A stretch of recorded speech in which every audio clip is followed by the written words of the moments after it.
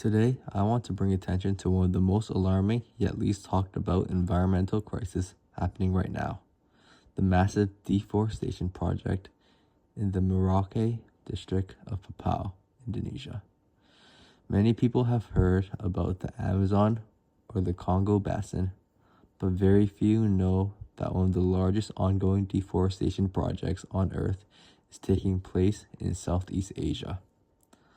The Merauke region is home to incredibly biodiverse forests, rich wetlands, and ecosystems found nowhere else in the world. These forests support countless plant and animal species, from birds of paradise to tree kangaroos.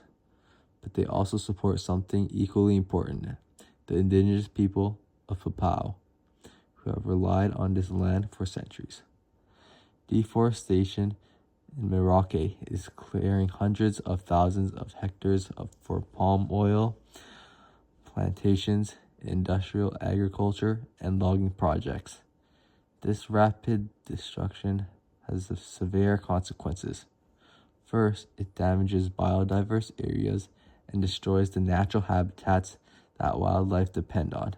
Second, removing forest cover accelerates erosion, increasing flooding, and makes communities more vulnerable to extreme weather, something that is becoming more common with climate change. But beyond the environmental loss, there's a deep human impact. Many indigenous Papuan communities rely on the forests for food, hunting, fishing, medicine, and cultural practices. When the forest disappears, identities disappear. Entire ways of life are threatened. Families lose access to land that has been passed down over generations. Despite intentional concern, the Indonesian government has often been reluctant to fully acknowledge indigenous land rights. Many communities are not properly consulted before their lands are cleared. Some even face pressure to give up their ancestral territories for development they did not agree to. So, what can we learn from Merauke? This crisis reminds us that environmental destruction is not only about trees, it is about people.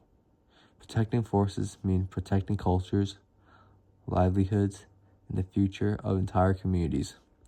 It also shows how global demand for commodities like palm oil, paper, and cheap agricultural products can fuel local destruction. So, things we can do: while we may not be able to reverse what is happening in Merauke on our own, we can take steps to reduce our own environmental impact. Reducing waste is a collective responsibility, and one of the simplest yet most powerful ways to help is by being mindful of what we consume. Recycling properly, buying products with less packaging, choosing sustainable sources items, and reducing single-use plastics, which all contribute to lowering global demand for resources. When demand decreases, so does the pressure placed on forces like those in Merauke.